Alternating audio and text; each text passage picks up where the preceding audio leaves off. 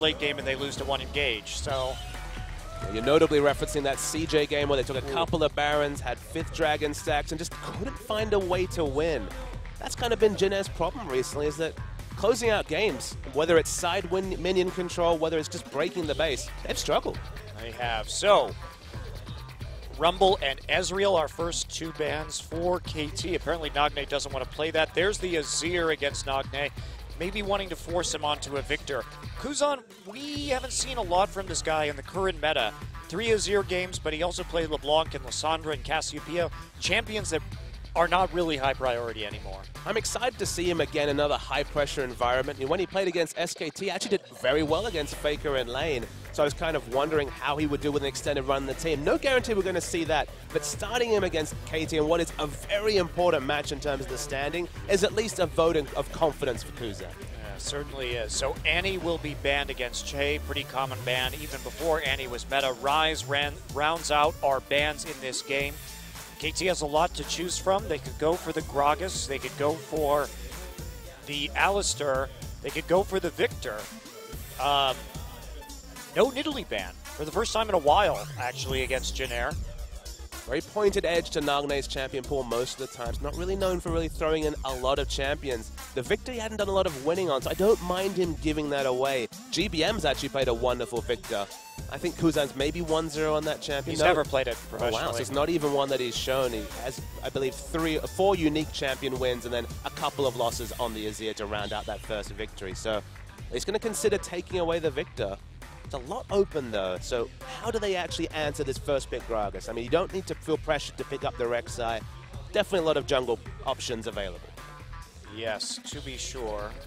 And, you know, interestingly, there are so many Rek'Sai bans against Jin Air. They actually hold a 30% ban rate of Rek'Sai against them, because if you give Chaser a lot of information in the early game, he can really run circles around you. So it can be a bit risky to go ahead and take that, but we will see the Victor and the Alistair locked in. Expected picks when the jungle no longer that priority. I mean, you only need to look back to that series against Spenu where there was that game where Chaser was all over catch with Rek'Sai, just killing him in his jungle. It was it was rude. Yeah. So Chaser can present many different questions, whether it's the Nidalee for the high damage ganking threat, whether it's the Rek'Sai for the CC threat. If we see a Maokai come through, I wouldn't be surprised to see the Nidalee because it makes it more reliable. KT, very early rotation Kog'Maw potentially coming through. Yeah, we've just seen it over about the last week and a half rise dramatically in terms of priority in the pick phase. So Jin Air, they like to run kite comps with Victor. They like to run Victor, Sivir, Nidalee. That has been a real solid comp for them this season. It was a comp that they wrecked CJ with. 4 warding totems? Yeah, 4 warding totems with this one. Whether they will play it with Kuzan, who tends to be more all-in than GBM, is a bit of a question. Early Cassiopeia, actually, for Nagne, so we talked about that not being a big priority pick, but it is going to come through here. This is a really weird stat that I pulled, Monte Cristo, and I also think of Kuzan as more of the attempting to be lane dominating, more aggressive of the mid laners, but when it comes to GBM and Kuzan, they are 3rd last and last on percentage team damage in the league. So the mid lane has certainly not been a high source of damage for this team. Honestly, when GBM's playing the likes of his 20 KDA Lulu, they probably look the best there. But when he's playing the high damage threats, it hasn't worked out for them. Well, they're just a team that, I mean, sure, Chaser can add what he can from the jungle, but he can have the last pick as well. Yeah, he's going to get that last pick. Although well, it's probably the Echo, actually. Probably. It is the Echo. I don't think Trace is going to be playing top lane Echo in this game. The dream. So, but this is another kite composition coming in. Well, they have pretty good engage with the Alistair and the Echo too, but just the way Jin Air tends to play team fights is backwards. So to someday go against his carry nature and just take the Maokai so that the lack of backline threat is palpable, because they have the Sivir, they don't really have good options to lock down the backline. If they take Maokai here, how are they going to deal with this Kog'Maw? Yeah, I think you should definitely take the Maokai because it forces Trace onto a different champion. And when he doesn't have Maokai or Rumble, he plays Hecarim or Gnar. Hecarim, he's not actually very good at. Honestly, he misses a lot of ults. He has a hard time setting it up, and because he's a low economy top lane, it delays the Hecarim power spike because he's never the guy who gets the money to buy the Trinity Force. The risk I see, I very much like the comp that it looks like KT have assembled. If you plug and play the Victor for the Cassiopeia, we've seen this Victor versus Cassiopeia matchup go horribly wrong for the Cassia, especially if she loses her turret early. And we're expecting high pressure to come out of Chaser because that's just the name of the game from him as a player. A good wave clear coming through from the bottom, good wave clear in the mid.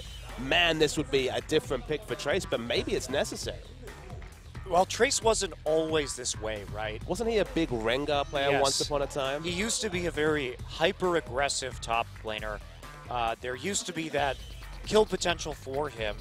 And maybe, it's not going to be probably the Rek'Sai. I would be extremely surprised. Trace just having a laugh right there on your screen. And, okay, it's like maybe I was wrong. See the Nidalee flashed over. But honestly, split push Rek'Sai wouldn't actually be that bad in the top lane. It's been a while since we've seen it, but it would fit Trace's playstyle. They would have exactly zero backline threat with that Rek'Sai. It's true, but he does play it in solo queue. Well, it's no grouping ever if they do lock in the Rek'Sai. We've seen Samsung Galaxy try to run that comp, but no, they're going to shy away. The Rek'Sai would have been avoid teamfights, take down structures. Nah means it's teamfight time. It is, and for a team that, as I said, likes to kite, this one's all in. You have the Alistar now, you have the Echo and the Gnar, the huge front line to complement the Victor and the Sivir engage. KT, though, they've got a lot of ways to stop this. Petrifying Gaze, they've got good peel with the Gragas Maokai, and Thresh. It's going to come down to frontline damage. And fact is, KT is going to have better 5v5 team fighting late thanks to the Kog'Maw. So essentially, both of these compositions in the late game are just going to be running at each other, and it's entirely dependent on who kills whose frontline first. To me, the big irony in Monte Cristo is that KT are running a comp that Jin Air are running a comp that KT was kind of monopolizing. They love these Sivir engage comps. That's why we called Arrow Scuttle Crab. It's amazing to see them morph from the all-in, only win with the Sivir Hecarim comps to this peel for the hyper carry. Arrow going completely opposite in terms of AD carry identity from the Sivir to the Kog'Maw. Yeah, it is interesting. I'm wondering if he's too over-reliant on that because Arrow, probably out of all the AD carries in this league, has the fewest games on Corki, and he just hasn't been able to use that champion at all. And we've seen it, and it hasn't been pretty. But we'll see if he can pull out another win on Kog'Maw. KT looking for their 4th straight best-of-3 win. Let's get into the game.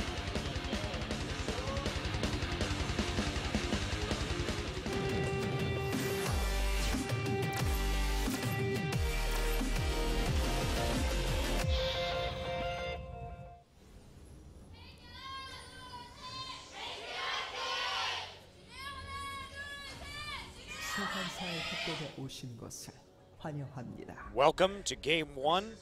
KT Rolster versus the Jin Air Green Wings. Playoff implications galore in this match as Jin Air finds themselves currently in 6th place, although they haven't played as many matches as some of the other teams, as Nagne will seduce you. Slither around. Are you seduced, Papa Smithy? Oh, you know, a little bit. I see how it is. See how this mid lane matchup goes. Again, Cassiopeia had no luck whatsoever in this same exact matchup. I believe it was SKT versus Ku is when Ku opted into the Cassiopeia, got bossed around by Faker's Victor, and just became a non-factor when her turret went down early. Well, that's probably not going to happen in the same manner here. Of course, Chase is going to find it harder to gank a Victor lane because it doesn't have the instant CC, but there's the possibility, and it feels like if you lose that mid lane pressure, Cassio just can never hold a candle to the instant line wave clear of a Victor. Yeah, that's a big concern, I agree. And this is one of the reasons why we've seen less Kassadin and Cassiopeia here in Korea, is that the Korean teams are very good at bullying you out of lane, taking your turret, and then Cassiopeia just never actually hits a power spike. You have to have that tier. You have to have the Abyssal Scepter as you build in there, and we see the ward going down. We're going to see an attempt Death Ray steal here, as there are only 2 saplings. Gets one of them, and the second one goes to the poison. Okay, so most of the experience going through to Nagne. I've got good news for you, Monte Cristo. Guess who loves to build a little bit tanky with a Tia, maybe a Rylai's and Eliandry's? It's Cassiopeia, so she's back next. Hello, Pickaboo. What are you doing here? And that is a level 1 gank flay. Goodbye, Kuzan. Oh, jeez. That was so brutal. I wasn't even watching for that, Papa Smithy. Pickaboo, you are a dirty, dirty roamer. These are the tricks he used to pull back on Xenix. And just coming into the lane swap, they expected Peekaboo to maybe be warding at that brush, but they didn't expect him to just show up with a flay. It's the oldest trick in the book. Peekaboo, I see you. Oh, didn't see him until late, though. That's the deadliest game of Peekaboo. And what's the better time than to gank the new mid laner, the young rookie who's just playing one of his first games?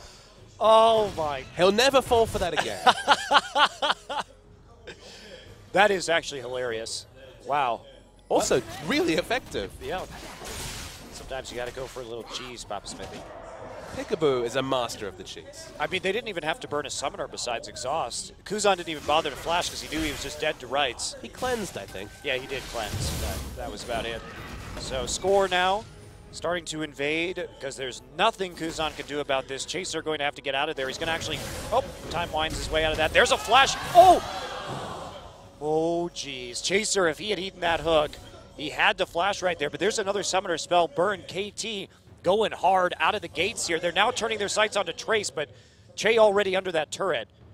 And this is where we saw things go very badly for Catch against Score. It's Peekaboo and Score working so well together. It's a treat to see, because remember, bossing around Catch. Okay, Catch not covered himself in glory this season. Chase has been one of the MVPs of this league. He's right up there, top 5 in MVP voting. And he's getting bossed around by this new Score Peekaboo duo. Well, what is he supposed to do right there? That was the way he started the jungle pathing, he had to go into that top side to get his second buff just because of how it worked out. And at that time, there was just so much freedom. We also saw the Maokai go down into the bottom side early, and Peekaboo's still going aggressive. Hello, Flay. There's so much information on the top side jungle. Chase level 2 only, still fairly tanky, high health, so won't die. The trade going the advantage. See Chaser pushing into mid, getting some damage on Nagne. Yeah, Kuzan has no mana, though, so they can keep doing this. Kuzan very, very low, does slow Chaser down, and they're going to turn this gank around with some nice twin fangs. Yeah, they wanted to change target onto Chaser, but just wasn't able to do that. Chaser didn't have flash, so it would have been fairly easy pickings, but body blocking from Kuzan unfortunately ends up in him losing, what, 3 or 4 health potions? And guess what? The Score's invades still are not here. done. This is just, oh my. Score just having a duel over the Wolves. He has to be careful. Victor could get through to this. Chaser losing out. Parallel Convergence is down, but Score's not going to walk in there for the stun. Stuns the Wolves with a reset. Meanwhile, Someday is also in the jungle. KT. Oh my, this is a very aggressive League of Legends. And we finally get the answer to the oldest question in the book. Who chases the Chaser, Monte Cristo? It's Score. It is. Well, it's also very safe what KT is doing. They're just playing so well as a team. I mean, we talk about this early game. That gank in the mid lane, Someday got into lane very early, too. So he has a CS advantage and a level advantage because they knew that Chaser was going to be coming up to that top side. He could just walk down there, and Alistair had already switched it up. Still really heartening to see one smart play from Peekaboo leading to another smart invade, leading to a nice pressure, and we saw almost complete vision of multiple camps in the top side, meaning that Peekaboo could play so aggressive even in the 2v2 lane. Layers upon layers, usually an exciting thing for an analyst to see. Yeah, exactly. And I didn't expect this KT to come out tonight, Papa, because this looks much more like the KT we saw early in this season. I know when you came to Korea, you were saying, wow, I really like watching KT. They play so smart. And then somehow they sort of lost that along the way somewhere.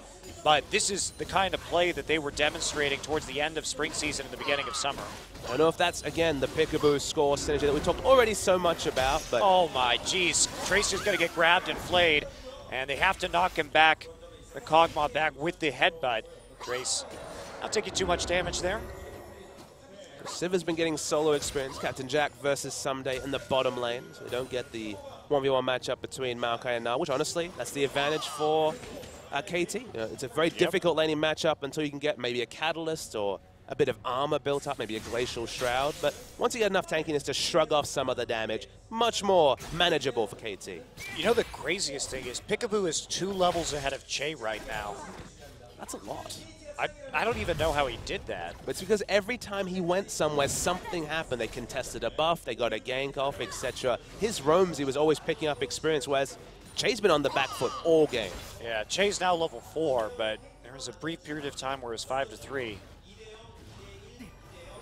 So where are they going to go now? Chaser just heads back to the enemy red buff. Okay. They think they have him bottled up. This is dangerous No from flash? Chaser. There's no flash, as you said. Here comes Score. He's going to check it. Chaser has to leave. He can't stay here. He may die anyway. He's going to try and just phase dive over the wall. I'm not sure that's going to actually save him, as there are the Twin Fangs. The lockdown is here. Someday, Arcane smashes him into the ground for another kill. This is all going south for Jin-Air. And the stats package shows that their top lane narrowly going to lose in terms of CS at 10 or gold at 10. Mid lane also going to be a losing lane. It's usually the jungler that picks up the slack, and it's the jungler that's been targeted out by KT Rolster. Well, this game plan early, certainly doing a lot of favors for KT. They find themselves up 1.5K at only 8 minutes into the game. That's many patches ago, many moons ago, that might have been a common occurrence, but with the lack of global gold opportunities, that's just massive, massive bullying by KT Rolster in 10 minutes. Yeah. So blue buff will be handed over to Kuzan. And same thing happening on the opposite side of the map. Nagne will grab his blue. Nagne got that very early Negatron cloak, so he's not going to have as many problems in lane and getting poked out by the Victor, because he got that first blood, and now he has another assist to help him in terms of his finances. But the lane control that's offered by your jungler just being so far on top of the enemy jungler, this can't be a Victor that just wave clears and tries to auto-attack the turret and get in the face of the Cassiopeia. Kuzan has to respect the fact that Score is all over Chaser, all over his jungle, all over the mid lane, and he has to expect Score to respond before Chaser, because Chaser's so far behind. Yep, absolutely. And Score just translating that advantage into a red buff. Very safe take right there. Nobody in the top side. Pink ward down. Clean red buff steal. And now they think that Maokai's gone back, remember. That's what they think right now. So someday just going to wrap around. It's going to be a surprise gank. They're not going to get it off, as they will lead, but they're going to lose a pink ward and the Raptor, as Chaser's jungle is closed in on once again. Chaser's jungle. Which one's that exactly, Monte Cristo? Yeah. Does he even have one anymore? I think he gets a wolf camp once in a while. Yeah, that is. Well, we're back into standard lanes at the moment. Hex Drinker is first for Trace, so at least he's going to be able to harass in the top side. He didn't fall behind, unlike his teammates, but someday still a kill up. Yeah, building for team fights rather than for lane. Glacial Shroud would have been probably the more selfish laning choice, but it's going to be building towards the Righteous Glory. Health and sustain still going to be very useful against the very irritating chip damage harass coming through from Trace on the Gnar. Okay. Turning to lane now. Uh-oh. There's the parallel convergence. It's going to come through, but the phase dive doesn't activate it. Lantern will take him out. Jay misses his pulverize, and here come the TP. Score's already there on the rebound. Arrow has the exhaust down onto him. He's going to have to flash for that, but they do pick up Captain Jack as they target him with the teleport, and Gnar just unable to do anything. Chrono Break not going to save Chaser, but the phase dive will. But the hook over the wall. Peekaboo following it up. Nagne low. Nagne gets a summoner heal. Uses that. They're going to keep trying chasing. Here comes another hook out of the black. Play over the wall. Hook. Hook. Nope. Just flash from Peekaboo. Peekaboo decided they were going to win this game, and they were going to win it quick, because he has dictated 11 minutes purely off his own back. Peekaboo has come out so strong since his movement to KT. He's back with his own Zenix lane, his old Zenix lane partner, Arrow. They've worked out the kinks. He's operating so well with Score. But you look at this synergy, and it's hard to point to a better jungle support synergy over the second round robin than these two guys. In recent performance, I think you have to say it. So we're going to see the replay. It looked like it was going to be bad times for Arrow, but Jay missed the pole too. That's really bad. Yeah, and then Score comes in, he's over-leveled. He has the items on top of the Echo as well. Maokai means that Captain Jack's the first to go down, and they just don't have the damage to get down Arrow, even though he's down to 400 health at one point in this fight. But the predictive hook. Look at that petrifying gaze too. If Jin-Air turns away from that, they turn into the rest of the team, so there's no chance to really dodge it out. Then Peekaboo, the patient, flay over the wall, and he just is going to wait right there. I don't know why he flashed. And then Trace, you could see him frustrated. Remember, he was on 90 rage most of that fight, could never make anything happen, didn't even transform into Gnar, and watched 3 members of his team die despite expending his teleport.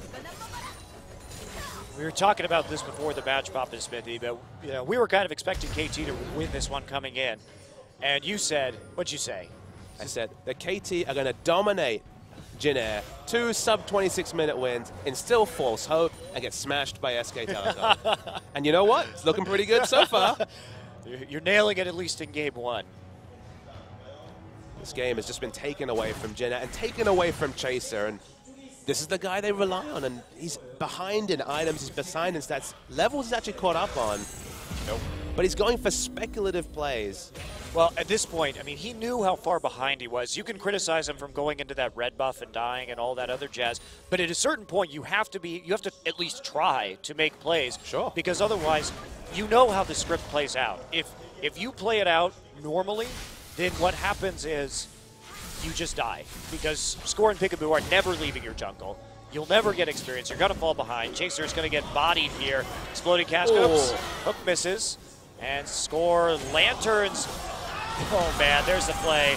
And Chaser gets out with the chrono break, but eats a twin fang to his demise. And who stands up when Chaser is basically court-martialed out of this game? I don't think there is anyone on Jin. No. We already discussed Trace. He loses lane in terms of gold, but he doesn't die, but he loses lane well. He does the right thing for a tank top laner. Kuzan and GBM, they don't take over games and carry. It's all about Chaser. Captain Jack's just new in the lineup. Well, Captain Jack actually does do a large amount of the damage, but what is he supposed to do in this situation? He can't 1v5 the enemy team. When they have a Maokai, when they have a Gragas, ways to disrupt him, and Nagne's going to take away Jin Air's blue, and their own is up right now. I don't see Chaser being able to get back there. The pink ward is still at his red. Peekaboo is just going off. Has Chaser gotten a red this game? I don't believe so. This might be his first. I think it is. So, I think it is. Yeah, Gragas freshly shopped, so not going to be in position to take it away. The pink ward actually going to give them exact timer, so maybe the next one's going to be a possibility, but Chaser dealing with scraps. Yeah, and you don't care if Chaser has a red buff when he's 0-3-0.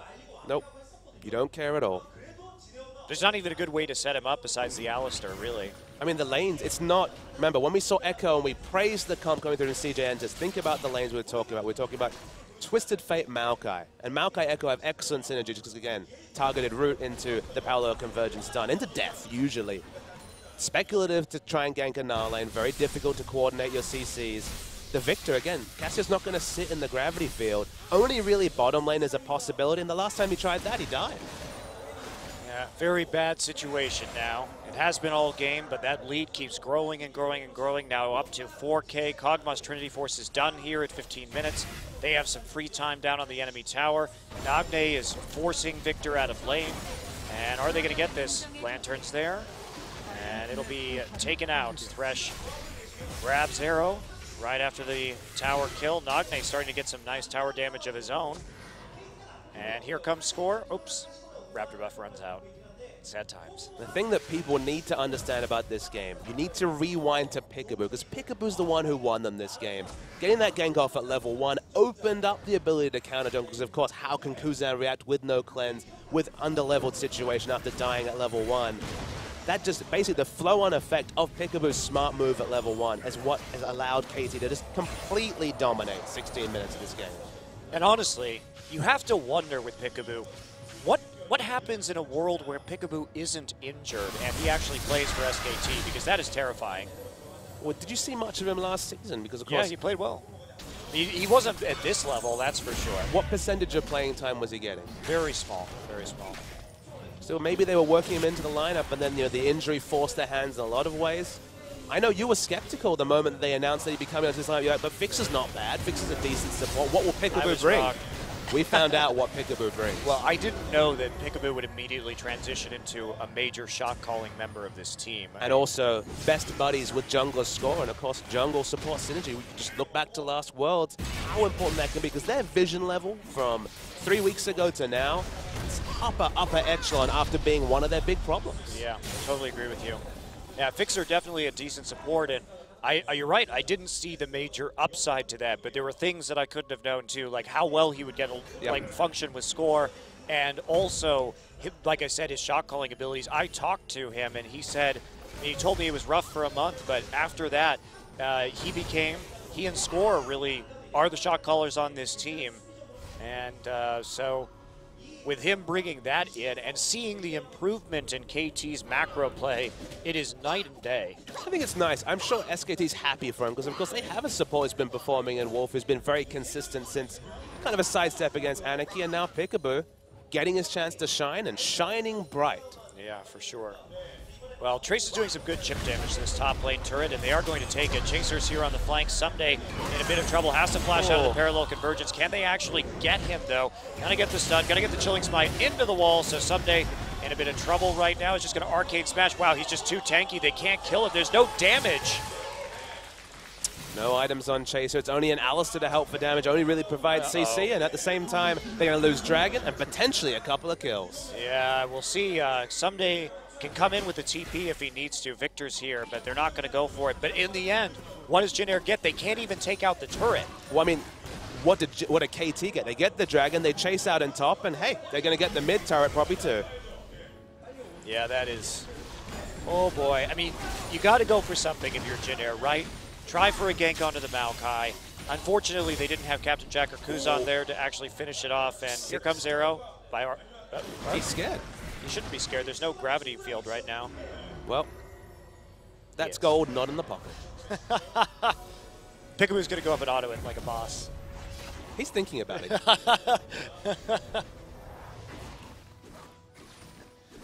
I guess they'll just have to wait for one more wave. He definitely could have just walked up. So we felt really good about Jin Air about a month and a half ago. Feeling pretty good about KT right now. Well, the meta's changed, right? Sure. That's one of the things we have to talk about is when Jin Air is at a point in the meta where they don't have to have that much invested in their top lane, they come out strong. We think about when Jin Air was strong in spring and earlier this season, they were playing a lot of poke compositions. What their specialty is kiting at objectives, and they pulled it off, but that isn't such a viable strategy. Or it's still viable, but it's no longer as dominant as it was. I think you throw in Nidalee. This comp could have worked, but the Nidalee was available. That's the crazy thing, is the Nidalee's been almost a perma-ban given their proficiency with the poke comp and not selected. I'm with you on that, Papa Smithy, but I think if Jin Air can't play this composition that they've been given, there's something very wrong with the team. But can you say they can't play it given that this game that's turned true. At level 1? That's true. Yeah, that this game was all about the jungle invades, and Jin Air hasn't had any kind of breathing room. Can Jin Air win a game where Chaser does poorly? I think the answer is no. I tend to agree with you. If you have lanes that lose the minimum, then it should be your jungler that profits from that, whether it comes to communication or positioning. But if your lanes lose the minimum and your jungle falls behind, there's no one to carry. Score just stole the Krugs. What a jerk. He had the burst, too, from his keg and the smite. There's not really a chance for Chaser to take that. I mean, at this point, 6,000 gold lead almost, 5,500, I believe. How's my maths looking? About 5,500 gold lead. Looking for the last of the outer turrets. Captain Jack has excellent wave clear, though. It's going to take a couple of, or maybe it won't. Maybe they'll just Peekaboo's going to take it. Easy peasy. Yep, have the lantern there just in case. Head back out right now. Still not sure which one is Chaser's jungle. Well, KT decided that he didn't get to have a jungle this game, unfortunately for him. But I praised KT's ability to snowball against Spenu when we saw that and how dominant score was. They did drop the ball in the second game, but KT is a team that these days, if you give them this much control early, they know how to run with it and punish you to the maximum possible degree. And maybe we should temper our excitement because SK Telecom will not give them this early game. That's true. But Peekaboo, I mean, he did something no one would have expected. He did something that you see maybe once in a while in solo queue, maybe in a scrim, but in a competitive game, just hanging out of vision and getting the level 1 kill won in this game. So the next game, probably not going to be such the level of shenanigans. Can KT shine so bright 2 games in a row? Well, it was such a foresight for him to do that too, because there have to be specific conditions that are met, right? You have to have the lane swap. You have to ward their buff and realize that they're not on that side of the jungle so you can pull it off, and then you just go for the surprise play, because usually these days it's just playing with the meta, right? Because the standard lane swap in Korea is somebody freezes, the AD carry will freeze, and the support will try and roam and disrupt the jungle pattern. So if you're jungling on your strong side, well then Peekaboo can make a play like that on your mid lane. If you're jungling on your weak side, well then it's pretty standard and expected. So he's kind of taken it one step further down the line. And the opportunity cost was so low. Like there was nothing that they. If the gank hadn't come off, he would just walk to lane. They would have lost nothing out of it. Just because, as you mentioned, Jin Air were playing the standard playbook, and KT threw it out, did something different, and profited to the degree that it snowballed a 6,000 gold advantage. Yeah, he didn't even have to get the first blood there. Like you're saying, if he gets a summoner out, even if he just gets damage out, Nagne is in a much better position. I mean, the only thing I'll say is that because they got the kill, by the time Victor came back to lane, they were contesting a buff, and he was so far behind in experience that he kind of had to pick up the minions. So even though he had the shortest distance to contest the jungle invade, he couldn't. So it really, really helped in that particular regard. Jenna trying to get their turret finally, but multiple members from KT and a quick Peekaboo coming. Yeah, Peekaboo use that, but gets it spell shielded. Quite obvious. The telegraphed death sentence, but the dragon up in 40 seconds. And 2 turrets, though. That's some global gold. Yep. Trace did a very good job of just methodically picking away at that objective. He's going for a fast ball of Malmortius. So, interestingly, Jin Air's answer to this is going to be split push with Gnar, which is actually smart because that's about the only thing they can do. It probably will be the more now that I think about it. Of course, Frozen Mallet does build out of the pickaxe, but just given the itemization required against the team, Moore is probably the most immediate power spot. Yeah, and also a way that they could at least have pressure onto one lane with this Maokai, who hasn't been building. I mean, he's getting a Frozen Heart now, but there it is. Okay, well, it's done. That does make things harder. Considerably.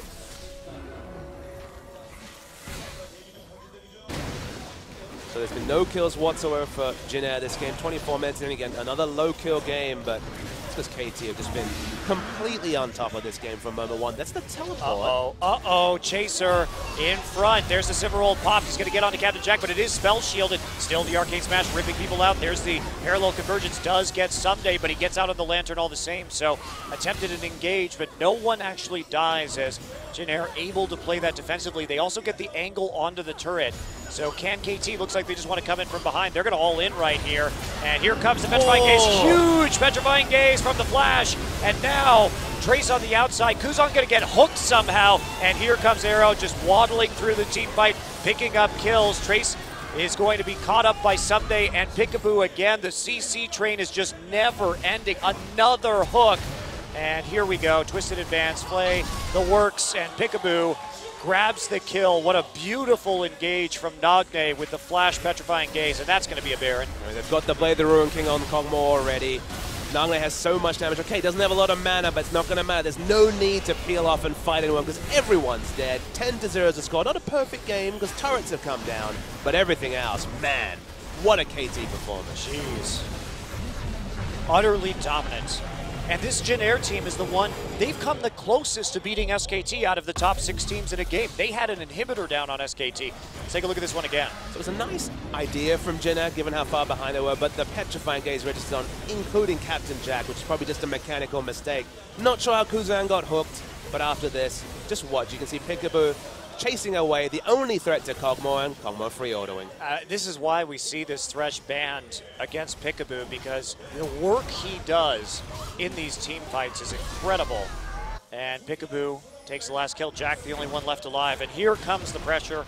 Jin Air already having to retreat off their mid lane tier 2. I think Kog'Maw, fast approaching ban status. He has the highest win rate of any champion with over 10 picks. And while you might be skeptical, no one's willing to play these backline dominant champions barring the Maokai. If you don't get the Maokai, there's just no way to deal with them. How many team fights in consecutive games have we seen where Kog'Maw waddles along, no pressure on him whatsoever, free autoing?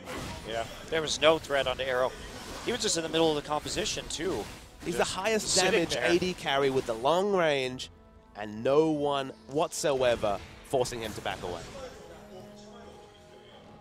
Well, here we go. Another minion wave. Another tier 2 inhibitor down now in the mid lane. KT pressing forward. Well, Papa, it's going to be 27 minutes at least. I'm sorry. Well, my heart was in the right place, apparently. And going to keep on going, it would seem. Gravity field down, but Arrow We'll take that tower down by about a quarter. Still working on it. The wave clear is very good from Janair. It doesn't really matter so much when we're talking about 10,000 gold advantage. Kind of minion keeps bashing away. Anyone who tanks for Arrow is going to lead to, you know, at least a fifth of the turret damage coming down. He's happy to tank it up himself. And eventually this turret will fall for Janair Green Wings. Yep. So they get the position, tanks in the front, saplings down for the slow, and just dodging away from that death ray. Arrow just takes the lantern out. Peekaboo already prepped for the retreat. And that is 2 easy inhibitors off of a great Baron push from KT Rolster. That's the only place where Chaser is satisfied about this game is there's been no kills for him to participate in, so his overall statistic hasn't changed. Sometimes you have to think about number 1, Monte Cristo. You know what I'm saying? Chaser's kill contribution. It's like, I just got to hold out for the rest of the season. Yep. Damn. There's nothing else. I mean, the Chaser especially, nothing else he can be selfishly or team happy about. I mean, it's not his fault. Other problems snowballed. Basically, Kuzan's mistake or Peekaboo's individual brilliance spilled over into Janair's jungle, and Scorp bodied in the whole game. Yeah, and this is something that we've seen from SK Telecom too. Is that you give them that one first blood or something like that, and there's virtually no hope of coming back into the game. And there certainly hasn't been for Janair. This is how you play League of Legends with an incredible snowball. Yeah, they threw the textbook out for level 1, but certainly textbook once they had this big advantage. They've already got an inhibitor in bottom, in top lane, so the bottom one's the fast to get. They're going to maybe try a desperate engage. No, but Nogday is just taken out with the lantern, and they've got nothing left. Score still on the side. They're just going to power on through this turret. There's the box, catches Kuzan. Another hook onto Che, gets another kill for Arrow, and they keep on moving forward. Jack will fall in the end. Double kill for Arrow, and they say, screw this inhibitor. We're just going straight for the Nexus. That's going to be it. A sub 30-minute victory for KT Rolster as they absolutely blast the Janair Green Wings in Game 1 of this series. Lucky number 13 for KT Rolster. 13-0, 3-0 in Dragons. Okay, all tied up in turrets for part of that game, but in the end, KT Rolster, off the back of some Peekaboo brilliance, blow Janair away. Peekaboo is so good. Holy cow. I don't know if you can let him have Thresh. He just is too much of a playmaker on that champion. He can ruin your entire team. He plays so well in those team fights. Well, that's a tough loss. I wonder if we'll see GBM next game. Of course, Kuzan's penchant for pushing forward was part of that first blood, for sure. He played aggressively. He tried to get those Raptors and then kept playing forward, so. KT had the scouting report, put him to the sword, and now we're going to see in Game 2